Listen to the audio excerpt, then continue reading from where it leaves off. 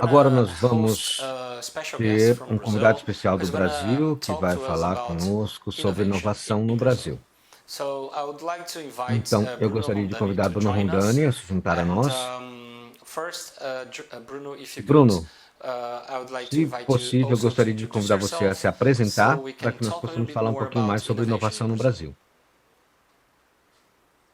Ok, excelente, Rodrigo. Estou muito contente de estar aqui com você. Eu sou Bruno Rondani, diretor executivo e fundador da 100 Startups.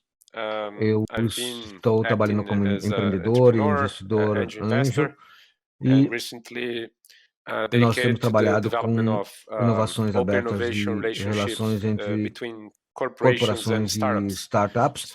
Nós temos essa empresa ou plataforma chamada 100 Startups, ou 100 Open Startups, que destaca as melhores startups para o mercado corporativo no Brasil. Bruno, muito obrigado por estar aqui conosco, é um prazer estar aqui com você. Já faz um tempo desde a nossa última conversa, na verdade, e eu sei que a 100 Open Startups cresceu bastante. Você poderia falar um pouquinho sobre como você começou essa jornada e como você se sente agora, voltando no passado e vendo tudo o que vocês passaram até agora? Sim, é claro. Quando comecei como empreendedor, eu comecei com uma pequena startup, e depois nós tínhamos desafios no que diz respeito ao desenvolvimento da tecnologia. Então, o principal recurso, a principal fonte para nós era, na verdade, trabalhar com as universidades e contratar pessoas para a nossa equipe de engenharia. E aí o ecossistema de startups começou a desenvolver no Brasil e o capital de investimento começou a chegar no início dos anos 2000, mas o que nós vimos nos últimos 5 anos foi uma grande conexão entre esses estrategistas de transformações digitais com inovações abertas também. E também contato com outras empresas, e nós prestamos assistência a elas. E nós começamos a ver, nesse caso, um aumento gigantesco de startups que dedicavam suas empresas desde o início ao estabelecimento de parcerias com essas corporações. E o que nós vimos não foi só as maiores alianças que tinham estratégias de inovação fazendo parte desse ecossistema. Nós vimos que toda a cadeia de valores nos setores tradicionais da indústria estão se tornando cada vez mais abertas a esse tipo de relação, onde eles buscam por startups nesse ecossistema para desenvolver não só as atividades de desenvolvimento corporativo ou do core business, mas principalmente coisas voltadas à eficiência. E isso cria uma grande massa de oportunidades. Às vezes uma empresa apresenta 2, 3 ou 4 oportunidades por ano para startups com foco em seus core businesses, mas agora nós temos empresas que lançam mais de 10 oportunidades por mês. Então nós começamos a ver um grande aumento no número de oportunidades, na demanda, e na maior parte dos casos, nós encontramos um match com startups para desenvolver projetos, e esses números são bem impressionantes. Nós tentávamos promover esse tipo de relação e nós ficamos bastante impressionados sobre o crescimento disso nos últimos anos. Talvez possamos compartilhar alguns desses números que tem a ver com aumento de capital de investimento, investimento por anjos ou angel investments, crowdfunding, fusão e aquisição. Também vemos muitas empresas lançando sua estrutura de capital de investimento. Então, é um ecossistema bastante dinâmico. E os atores estão bem desenvolvidos nessa área. Nós temos empresas grandes e faculdades e também outras funções do ecossistema de inovação participando do processo, como deveria ser. Em outras palavras, o que você está dizendo é que essa jornada da 100 Open Startups é conectar essas empresas com as startups. E isso ajuda os dois lados, as startups que têm acesso às empresas, aos novos clientes, bem como as grandes corporações para ter acesso a novas abordagens, novas tecnologias, novas soluções. É isso mesmo? Sim, quando nós começamos, nós começamos a trabalhar com o desenvolvimento de startups separadamente. Então, nós vemos a abordagem com essas concorrências de investimento e fazíamos a ponte com esses investidores. Então, vamos dizer que seria o primeiro grupo de investimento no Brasil, como foi o que nós fizemos. Então, outras oportunidades são oportunidades de Open Venture focadas com empresas e faculdades. Então, nós tivemos esses segundos programas e vimos o interesse das empresas em se conectar com startups, principalmente por causa dessas estratégias de transformação digital, e ao mesmo tempo essas startups estavam ansiosas para se conectar com essas oportunidades com as empresas. E aí nós estabelecemos essa plataforma, onde nós conseguimos conectar e apoiar essa atividade de alinhamento para que as grandes corporações pudessem começar a fazer esse tipo de trabalho. Então, desde o princípio, começamos a dizer para as empresas o que nós poderíamos oferecer com relação às startups, conectamos as duas pontas, validamos a oportunidade de negócios desenvolvida pela empresa e também a solução oferecida pela startup. Então, nós geralmente dávamos feedbacks e avaliação, e isso envolvia desde consultoria a programas de mentoria, e mais recentemente, desde que a gente lançou esse ranking em 2016, a coisa ficou mais voltada ao universo comercial. Nós vemos as empresas muito bem organizadas, tentando encontrar parceiros de negócios, parceiros de inovação dentro dessas startups. E isso criou uma cultura bastante nova já desde o início, onde as startups eram vistas realmente como parceiros viáveis para a inovação, por assim dizer. Eu diria agora que eles são os principais parceiros para a inovação dentro dessas corporações. É nesse estágio que nós estamos hoje. E isso também teve sequência com os investidores, não só com os VCs, mas tivemos um grande aumento nos investidores angel investors, que se conectaram nesses estágios iniciais para dar apoio a esse crescimento e ajudar no financiamento com essas relações iniciais com as corporações.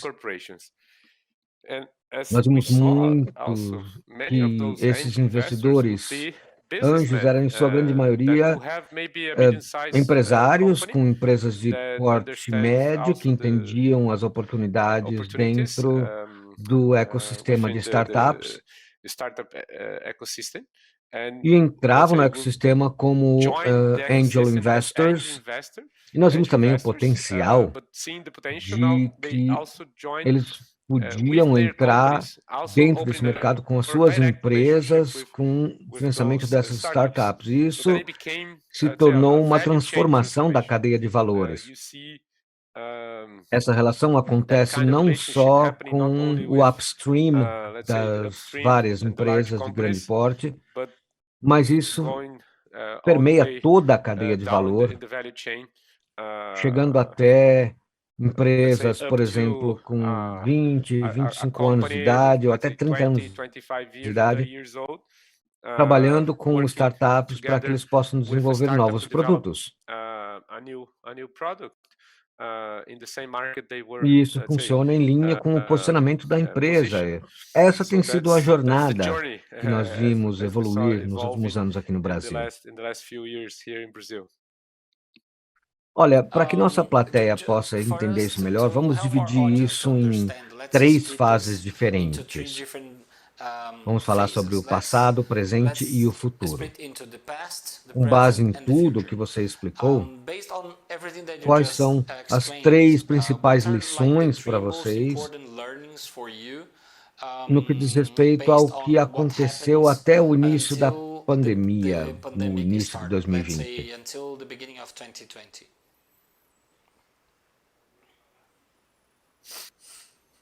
Desculpa, Rodrigo, acho que eu perdi a conexão. Você pode repetir, por favor?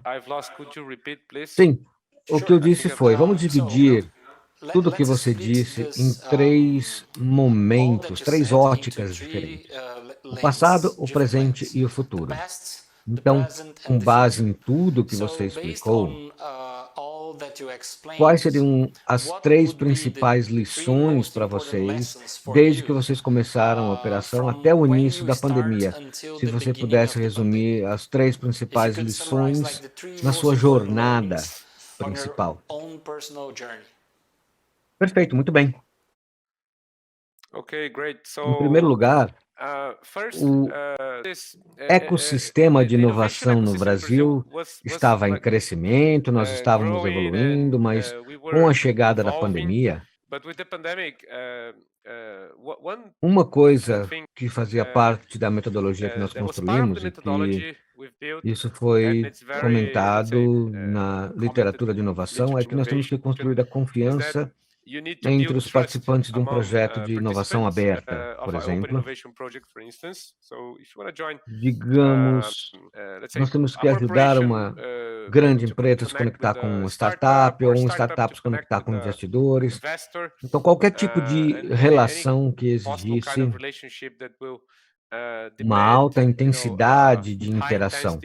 Então, nesse caso, nós temos que construir confiança. E nós temos que ter um foco muito importante na inovação.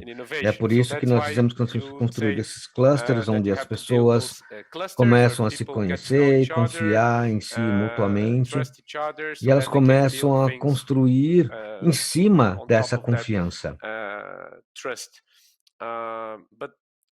O que nós aprendemos com a pandemia é que nós não precisamos realmente conhecer a pessoa fisicamente ou presencialmente ou até outra empresa para construir uma parceria. Essa confiança pode ser construída com as conexões anteriores. Por exemplo, se uma startup teve investimento através de um certo canal, ou se ela tem curadoria através de um hub específico de inovação, você pode basear suas decisões em métricas focadas em dados e construir essa confiança até mesmo com conexões virtuais. Junto com o aumento da demanda, nós temos, nesse caso, também o aumento de conexões que foram disponibilizadas com essa abertura para essa interação virtual. E isso também fez com que os números crescessem bastante nos últimos 12 meses na nossa plataforma. Então, isso causou um crescimento muito grande no número de acordos feitos entre esses grupos, as grandes empresas e as startups. Então, isso realmente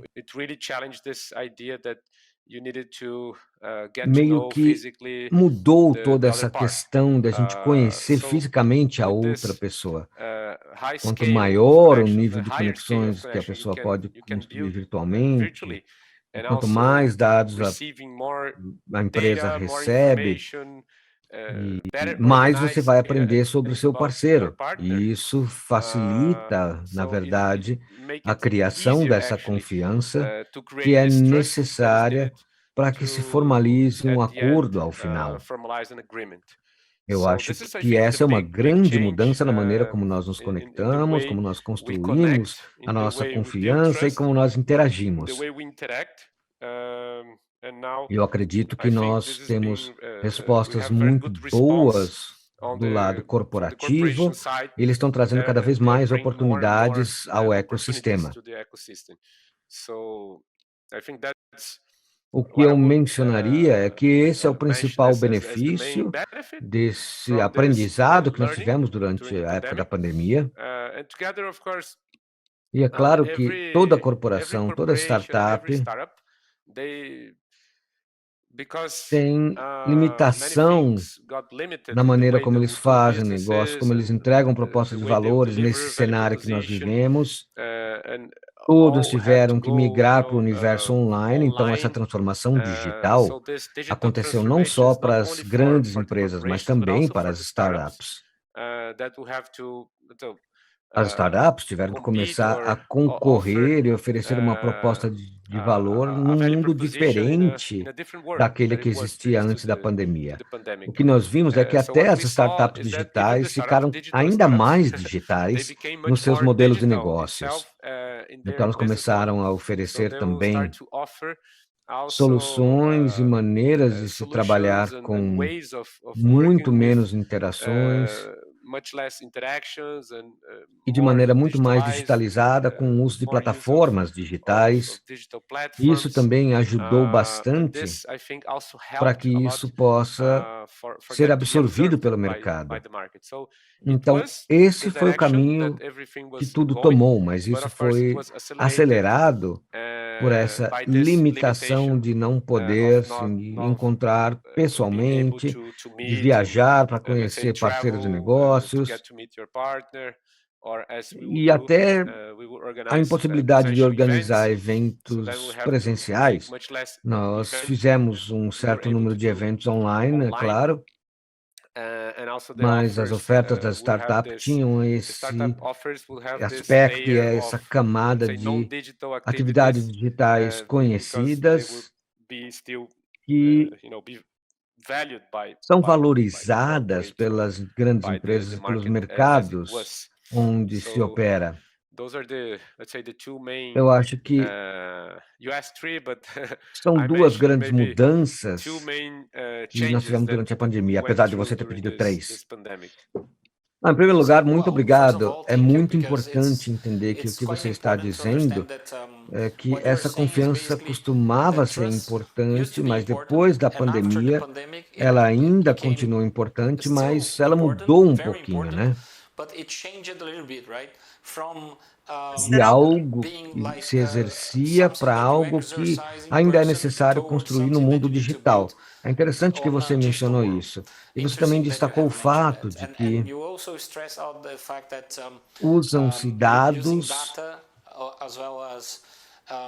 também com a capacidade que se tem para aprender com as startups e as empresas, e todas as lições que as grandes empresas estão aprendendo agora. E se eu entendi corretamente, isso produziu um tipo de mudança no tipo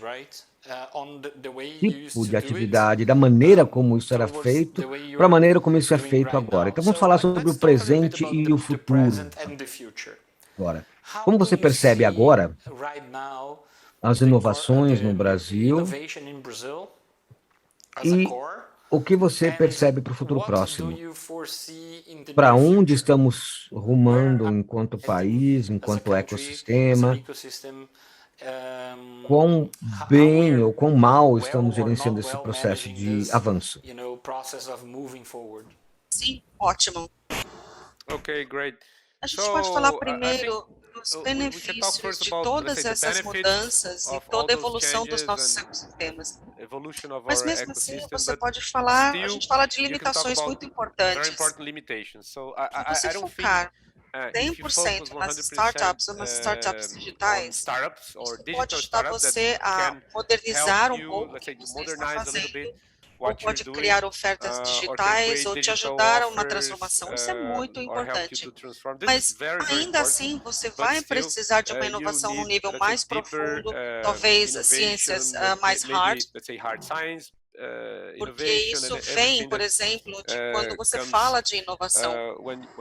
Então, eu diria que nós estamos fazendo um update, estamos atualizando no marketing corporativo o trabalho que está sendo feito com as startups, porque a tecnologia que vem juntamente com a inovação e com os novos modelos de negócios que nós temos, é uma mudança, digamos, de paradigmas, da maneira com que você faz negócios.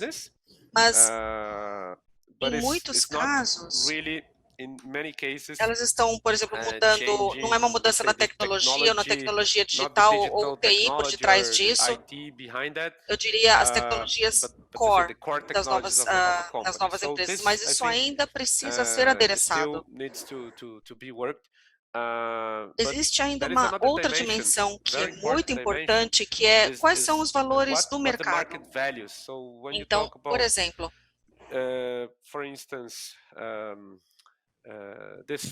esse fenômeno que nós temos que tudo deve ter compliance com o conceito de ESG, por exemplo, e a forma com que você percebe, a forma com que você encontra soluções e mudanças, você pode muito bem contar com as startups e com o sistema delas. Eles poderão te ajudar a implementar essas mudanças, assim como o ESG ou outros valores que estão em demanda. Então, eu diria que você tem 3 pilares para a inovação. Então, o primeiro é a hard science, a outra é tecnologia avançada e a terceira é digitalização. Esse novo formato de você agregar valor, entregar valor com a tecnologia digital, mas você também precisa estar em compliance com esses valores de ESG que são importantíssimos agora. Nós evoluímos muito na transformação digital que aconteceu junto com a pandemia, mas para trabalhar nesses outros 2 pilares, nós precisamos reconectar-nos com as universidades, fazer com que eles também contem com essas startups. Não só, digamos, com a transferência de tecnologia para o mercado, mas também construir ou criar novas formas de criar valor com o mercado. Então,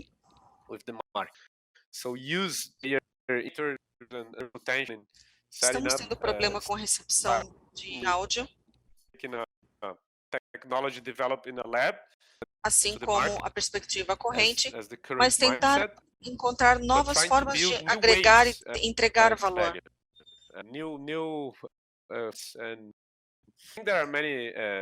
Temos muitas iniciativas nesse direcionamento. A transformação digital, que vai receber apoio das startups, nós chegamos a um momento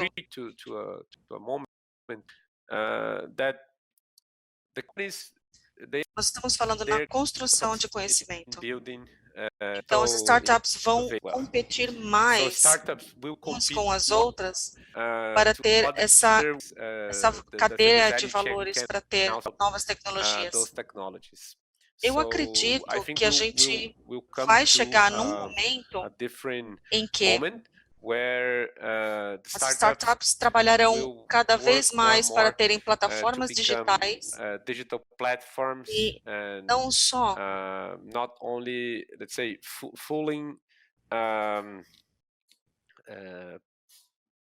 nós incluímos também dores específicas nas corporações. Nós temos um formato um pouco mais amplo e a startup em si também estará conectando a outras startups para construir novas soluções. Então, isso é algo que nós começamos a ver. Então, por exemplo, as startups criando plataformas digitais ou comprando outras startups, ou criando outros ecossistemas e criando coisas de forma diferente do business tradicional. Negócios tradicionais, eles vão tentar não só fazer uma nova atualização para mudando ou se agregando às startups, mas tentando também fazer novas mudanças para internalizar essas novas capacidades. Eles terão mais executivos, trazendo mais desenvolvedores para trabalharem com eles e também no setor mais tradicional. Então, nós estamos falando de venture capital, talvez seja a solução para todos para desenvolver essas capacidades internas. E nós temos o mesmo desafio quando a gente fala de R&D. Isso também é parte isso está na universidade e nós estamos absorvendo as capacidades da empresa para que nós continuemos com a inovação em parceria com agências externas ou, nesse caso, com as universidades. Mas essa é uma capacidade interna que ainda precisa ser desenvolvida.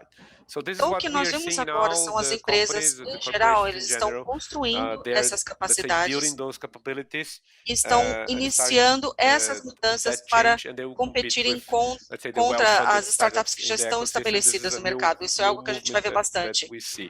E eu acredito que isso seja uma coisa muito boa, porque isso faz com que a inovação seja, digamos, mais acessível, mais democratizada em todo o mercado. E esta é uma mudança que nós já podemos ver chegando. Então, nós estamos nos direcionando indo em direção à plataformização de todos os setores tradicionais. Então, sim, essa é a minha versão um pouco mais extensa para a sua pergunta.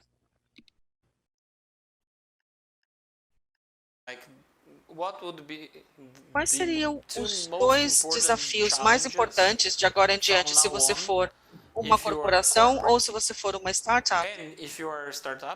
O que você vê como os maiores desafios que ambos precisarão focar, prestar atenção, por exemplo, em direção ao futuro?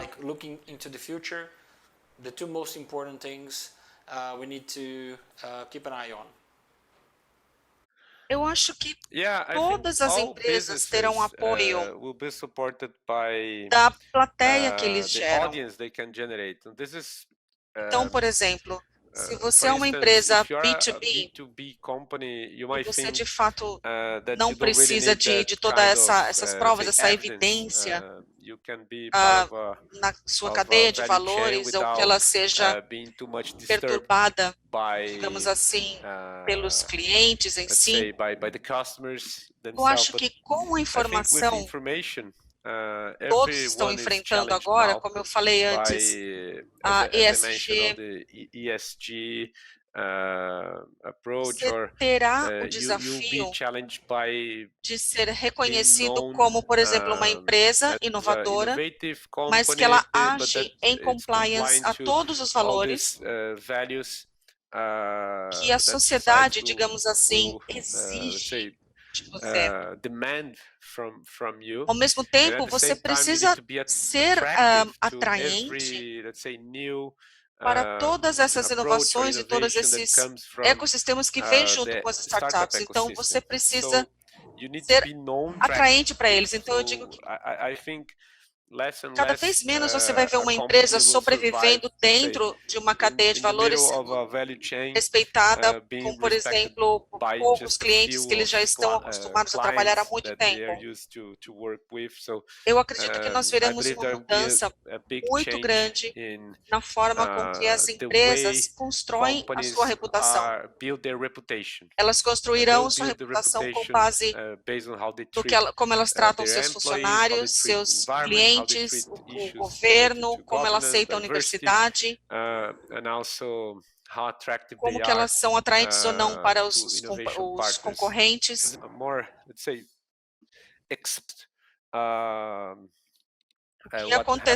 O que aconteceu com as celebridades, a gente vai ver isso acontecendo com as empresas grandes também.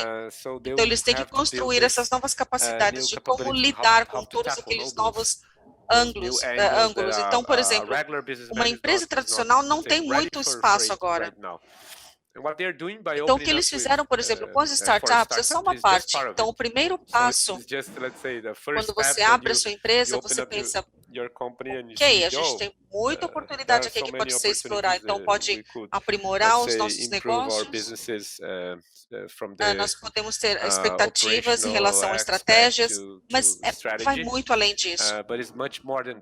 Você precisa construir um novo tipo de reputação para a sua empresa. Então, esse é o tipo de plateia que eu falei agora há pouco. Agora, para a startup,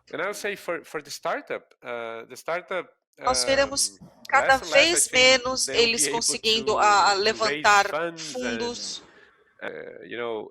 Eles terão conhecimento, eles serão conhecendo no mercado por conta dos olhos dos empreendedores. Então, está muito conectado ao perfil do empreendedor. Então, como que ele valoriza o potencial, como ele é visto como uma pessoa de negócios de bem-sucedido, a capacidade dele de convencer outras pessoas. Então, isso será, os dados colocarão nisso um desafio cada vez maior. Então, nós estamos falando do mesmo tipo de branding e disposição, que isso pode ser produzido por elas. Agora, num futuro próximo, vai ser muito fácil você classificar as startups de acordo com o desempenho delas. Você vai ter essa habilidade relacionada aos fundadores, e como eles são pessoas bastante convincentes, eles são ótimos vendedores, eles conseguem levantar fundos com uma rapidez maior do que outras pessoas. Então, a gente vai ver esses fundos sendo levantados de acordo com o seu desempenho. Então, essa vai ser a métrica para algo mais específico. Então, nós passaremos ainda por algum momento. Então, por exemplo, nós tivemos que as celebridades passaram, nós tivemos um estudo que foi desenvolvido no Vale do Silício, e nós vemos, por exemplo, Bill Gates, o Steve Jobs, agora o Elon Musk. No Brasil, nós também conectamos aqueles empreendedores bem-sucedidos às startups, mas são exemplos dos melhores. Então, as startups terão que construir sua reputação com base nos resultados e nos dados que eles provêm. E assim eles poderão ser avaliados para, digamos, acordos corporativos e levantamento de fundos com investidores. Então, eu vejo no futuro crowdfunding, por exemplo. Então, você tem os pitch de 7 minutos, você ouve o empreendedor, ele tenta vender a ideia para você. Agora, se você pedir dados para ele, se for algo feito digitalmente, você não vai ter tanto espaço para ser atraente para uma startup. e você não vai ter muito tempo para essa contagem de história que eles vão te contar, mas se você comparar diferentes startups numa plataforma onde você tem inúmeros parâmetros para avaliá-las, aí você vai ter uma ideia do que está acontecendo e, digamos, ter uma decisão muito bem fundamentada e fundamentada em dados. Então, esse eu acho que é um desafio para as startups no futuro próximo.